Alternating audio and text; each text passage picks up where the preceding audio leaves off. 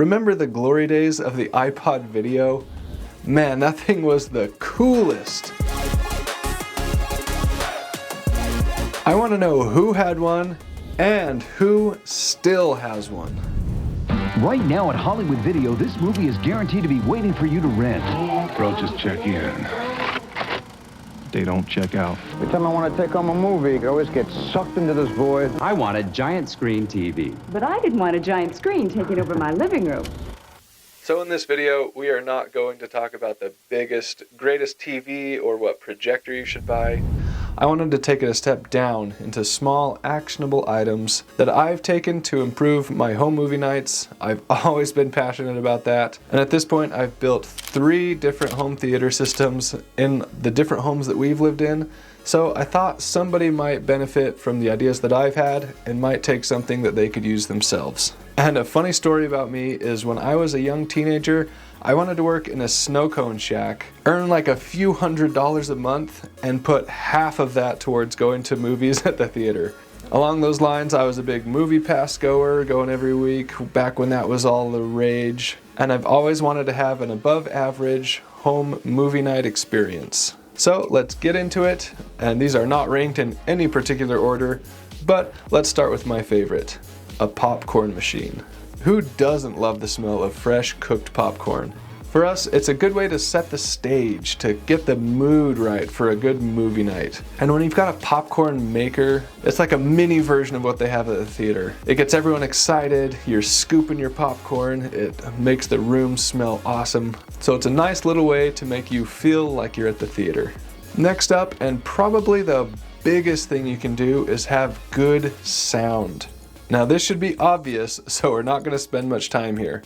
But please, if you get nothing else from this video, remember to upgrade your sound system. This isn't like it was a decade ago or whatever. You don't have to haul around heavy speakers. You're not splicing wires. You don't need a stereo box to plug it all into. You can get a nice sound system, really affordable, or buy one used. They last a long time, they sound great, and they're always getting smaller. I'll link what I use below, but feel free to look around. Really, all we're going for here is some surround sound. You can have a sound bar up by your screen, some auxiliary speakers on the sides, and most of the time you're going to get a Bluetooth subwoofer that goes in a corner. Next up is one of my favorite things, and something that I've been into the last 3 or so years, immersion lights. These are called immersion lights because they do just that. They immerse you in the movie. The immersion light system I'm using is the Govee system. They've got a bunch of different options, but the one I have is, I think it was a 65-inch rectangle, but I put it on our 77-inch screen. It's just not all the way to the edge. So you can make it work even if they don't have the right size. Now downside here is if you have a projector set up and a screen that rolls up, this won't work. But you can get side lights that will do kind of the same thing, so just something to be aware of. But these ones are awesome. The camera is reading the edges of the screen and imitating that color behind and around the screen. It makes it feel bigger than it is, and like I said, you feel immersed and like you're pulled into it. And speaking of projectors, if you're using one, make sure to line up your image all the way to the black border on your screen. If you build your own screen, around the edges you're going to put a black felt border. Or most screens just come with that built in.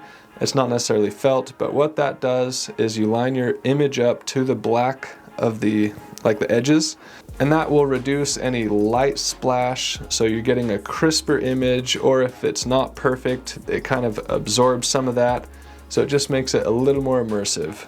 If you need any lights on, I would recommend just a small lamp in the corner, or you can get these fun dimmable ones, kind of with night lights, but ideally you would just have the lights off. Now we have one set up in the living room, and the front door has a window in it, so I just cut out like a foam board that sticks right in the window and I can pop it in and out. And next up along those same lines are blackout curtains. If you've got windows in the room, get some curtains up, and these are going to double for our next feature, which is also sound dampening. So sound dampening might sound a little counterintuitive because you want good sound coming at you, but what you don't want is the sound bouncing around the room off of bare walls or floors. or even the ceiling. So ways you can dampen all of this is with like a rug. Your furniture is going to help with that. You can put up those curtains like I said. All that will add to the sound dampening, so you're getting the crisp sound and not like an echo around. Last up is just if you have total control over the room, or if you happen to be building up a room just for a theater setup, I would recommend going with dark paint. Now, I'm not saying you should paint the room black. If you would like to, go for it, or maybe 1 or 2 walls black or the ceiling or something, but you could always go with like a nice gray or whatever. It's your room, do it how you like, because just like the sound bouncing around the room, how we want to avoid that, light will bounce around as well.